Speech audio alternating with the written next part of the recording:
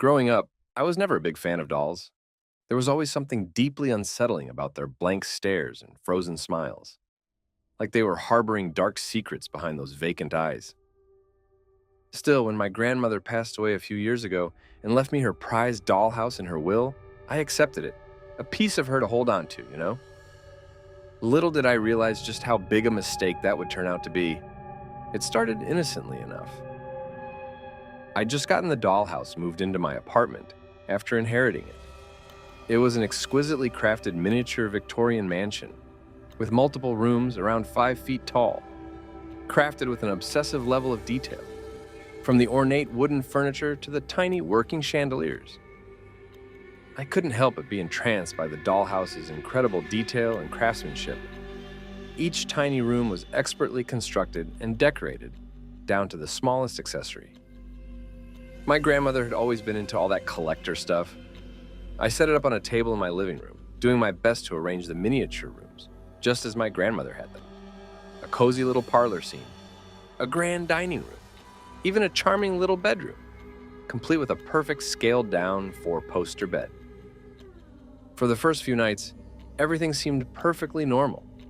It was a neat little novelty, a quirky knickknack to remind me of my grandmother's memory, and a beautiful decoration piece. I'd stop and admire the craftsmanship whenever I passed by. That's when I started noticing the dolls. See, each of the rooms had been populated by a variety of beautifully rendered porcelain dolls in period dress, unmoving little figures frozen in the midst of some activity, having tea, playing cards. One even appeared to be sleeping, tucked into that tiny canopied bed. And at first it was nothing, just part of the decor, meant to bring the scenes to life in that dollhouse world. But the more I observed them, the more I could swear their positions had shifted. Just little at first, subtle, like that tea party guest had turned its head a few inches, that reading lady adjusting how she sat in her chair. I chalked it up to my imagination at first, to shadows playing tricks. Then, one night, I awoke in a cold sweat from a terrible nightmare I couldn't recall, only to look over at the dollhouse, illuminated by the pale moonlight coming in through the blinds, and see one of the figures had fully turned to face me, its dead glass eyes staring straight into mine. I nearly leapt out of my skin, scrambling for the light, my heart pounding out of my chest. But when the lamps flickered on, it had resumed its original position, as if nothing had happened. Despite my racing pulse, I tried convincing myself that I was going crazy just staring too intently at these little frozen figures. This was just remnant feelings from my nightmare making me see things. I forced myself back to sleep, but the oddities increased in frequency. I would find the dolls shifted every so slightly in the morning. I only noticed as I decided to commit to memory their positions every night before going to bed. One of the dolls would have shifted in position. One was now standing. That tea party guest had turned its head completely around. Another's jaw seemed to hang open just a little more. I tried to rationalize it, thinking perhaps a gust of wind was blowing through an open window and causing the lightweight dolls to shift positions. Eventually, it escalated even further. One morning, I found the dolls completely relocated to different rooms or positions in the morning, deciding that it was weighing on my mind too much. No more excuses or rationalizations could explain this away. That dollhouse harbored something nefariously supernatural, and I did not want any part of it. I picked up the whole thing, the dollhouse, the dolls, and all the accessories, and locked them in a storage closet, promising myself to get rid of that godforsaken dollhouse as soon as I could. That night, it was almost as if the haunted artifact could sense my intentions.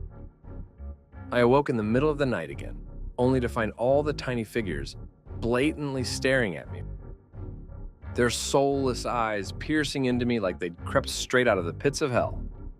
Like the whole display had turned into some kind of sick joke. More were strewn across my room floor now. Even the dollhouse had somehow made it all the way back. I couldn't take it anymore. Fleeing in sheer terror to the bathroom, I locked myself inside and refused to come out until morning. I'd burn that unholy dollhouse first light if I had to. I should have turned and ran right then and there. But some deep-rooted stubborn part of me refused to be driven out of my own apartment by toys, dolls. Surely the whole thing had to be some sick prank, right? So like an idiot, I pushed my way into the center of that circle of dolls, kneeling down to collect the strewn figures and put them back in their rightful rooms, only for them to move in my hands. Those hard porcelain limbs twisting with a sound like cracking knuckles. Sharp points sprouting from joints that shouldn't bend at all.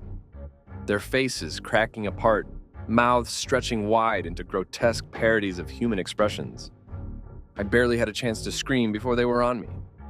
Those razor-sharp appendages piercing my skin in 1,000 agonizing lacerations, pinning me down with a strength that defied their diminutive forms. I thrashed and twisted, somehow managing to break free and retreat into the bathroom again like a coward, slamming the door shut and using shelving, towels, anything I could find to barricade myself inside, where I've been holed up for hours on the other side of that door, listening to them scratching and clawing at it from the other side, giggling in tiny, deranged little voices that don't sound human at all. I've tried calling for help more times than I can count, but it's like no one can hear me in the dead of the night. And who would believe the unhinged ramblings of a person under supposed doll attack anyway? All I know is they aren't giving up. Those little things, whatever they are now, just keep at it. Scratching, scrabbling, gnawing away at the barrier between us, mocking me in those high-pitched, unintelligible squeaks and cackles. My fingers are trembling so hard, shaking my head at the sheer ridiculous insanity of it all. How did it come to something so twisted so quickly? A part of me wonders, what happens when they finally get through that door? Do they intend to kill me, or do they have something far worse in mind? To drag me back out there and do whatever it is they've become to me? I don't even want to imagine. Just keep telling myself it's all some horrific dream and I'll wake up soon. It won't be long now before they break through. I can already see hairline cracks spidering out across the door where they're chewing away at it. Maybe this will be my final record, in case anyone finds it. A warning about the dangers of letting darkness into your life, no matter how small or innocuous it may seem at first. Because from this moment on, there's no going back.